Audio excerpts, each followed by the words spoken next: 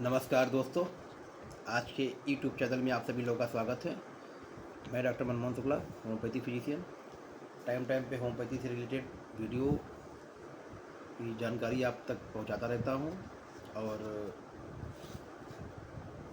मेरे चैनल में एक्यूट और क्रोनिक दोनों तरह के मरीजों को की जानकारी मिलती है और होम्योपैथी से रिलेटेड वीडियो हम डालते हैं। अभी हमारा सीरीज़ जो है अर्गनान ऑफ मेडिसिन, डॉक्टर हनीमैन ने क्या बताया है कि होम्योपैथी की फ़िलासफ़ी जो है वो अपनी खुद की फ़िलासफ़ी है, तो उस पर डेली एक एफोरिज्म के बारे में मैं डिस्कस करता हूँ। मेरे पिछले वीडियो में भी आप लोगों को एक एक एफोरिज्म के बारे में जानकारी मिल जाएगी।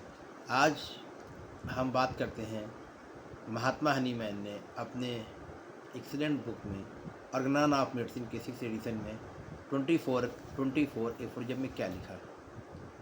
महात्मा हनीमैन कहते हैं, These remains therefore no other mode of employing medicine in disease that promise to be of service beside the homeopathic, by means of which we seek for the totality of the symptoms of the case of disease, a medicine which among all medicine, whose pathogenetics effects are known from having been tested in healthy individuals, has the power and the tendency to produce an artificial morbid state most similar to that of the case of disease is question।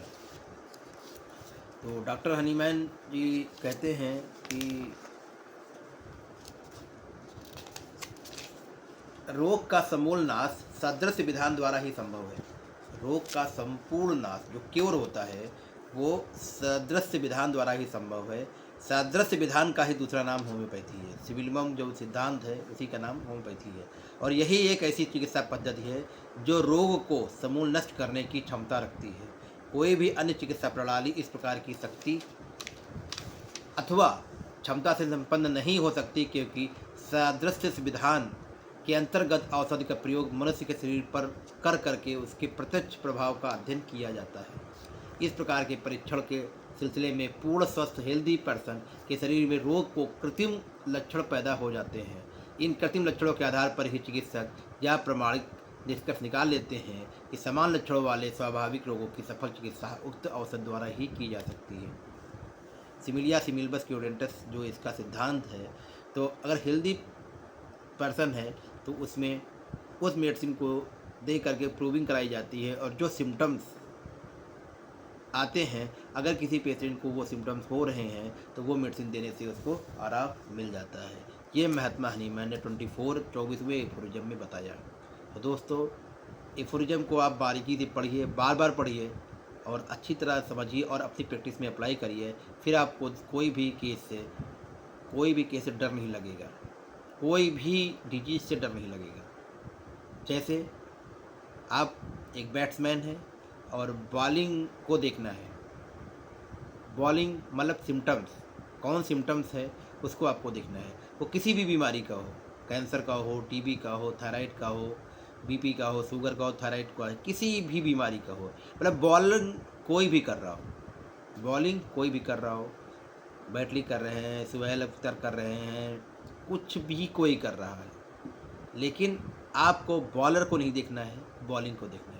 जैसे आप bowling को देखेंगे, bowling को देख करके ही कि आपको छक्का लगाना है और डरने की ज़रूरत नहीं है, वैसे ही मरीज का जो सिम्टम्स है उस पर आपको नोट करना है, टोटलिटी बनानी है, पोर्ट्रेट ऑफ टोटलिटी बनानी है और उसके अकॉर्डिंग मेडिसिन देना है। अगर आपने टोटलिटी बना करके मेडिसिन दे दी तो 100% मरीज को क्योर होना ही होना है। लक्षण से उसको आराम मिलना ही मिलना है, जो उसको पीड़ा हो रही है बीमारी से उसको ठीक होना ही होना है। महात्मा हनीमैन ने अपने एक एक एफोरिज्म में बहुत बारीकी से ये बता दिया है। तो प्लीज़ दोस्तों, एफोरिज्म रेगुलर आप लोग एक एक पढ़िए और उसको समझिए। पढ़ना ही नहीं है, उसको समझना है और अपनी प्रैक्टिस में अप्लाई करना है। तो देखेंगे होम्योपैथी डायनेमिक पैथी है। कोई भी बीमारी ऐसी नहीं है जो होम्योपैथी से ठीक नहीं हो सकती, हो चाहे सर्जिकल हो, चाहे इनक्योरेबल डिजीज हो, ऑटोइम्यून डिसऑर्डर हो, बड़ी बड़ी बीमारियों के नाम हैं, वो ठीक हो जाते हैं। बशर्ते हमारे गुरु कहते हैं कि नथिंग इम्पॉसिबल इन होम्योपैथी, कुछ भी इम्पॉसिबल नहीं है हर चीज़ का इलाज होम्योपैथी में पॉसिबल है, बशर्ते आपको इंडिकेटेड रेमेडी, जो उचित दवा है, रेमेडी है होम्योपैथी की, अकॉर्डिंग टू सिम्टम्स को देख करके आपको प्रिस्क्राइब करनी है। अगर आपने प्रिस्क्राइब कर दिया तो आप समझिए कि आप बिल्कुल एक एक्सीलेंट डॉक्टर हैं और आपने उस मरीज़ की लाभ पहुंचा दिया और उसके रोग को उखाड़ कर फेंक दिया। तो दोस्तों, आपसे रिक्वेस्ट है कि रेगुलर जो भी मेरा वीडियो देख रहे हैं, रेगुलर एक एक एफोरिज्म को पढ़िए और एक एक एफोरिज्म को बारीकी से समझिए, बार बार पढ़िए, बार बार वीडियो देखिए कि डॉक्टर हनीमैन क्या कहना चाह रहे थे। तो दोस्तों, मिलते हैं अगले वीडियो में। अगर ये वीडियो आपको अच्छा लगा है तो इसको लाइक कर दीजिए, शेयर कर दीजिए, सब्सक्राइब कर दीजिए, जिससे टाइम टाइम पे जब भी हम कोई वीडियो बनाते हैं तो उसकी जानकारी आप तक मिलती रहे। नमस्कार दोस्तों, मिलते हैं अगली वीडियो में।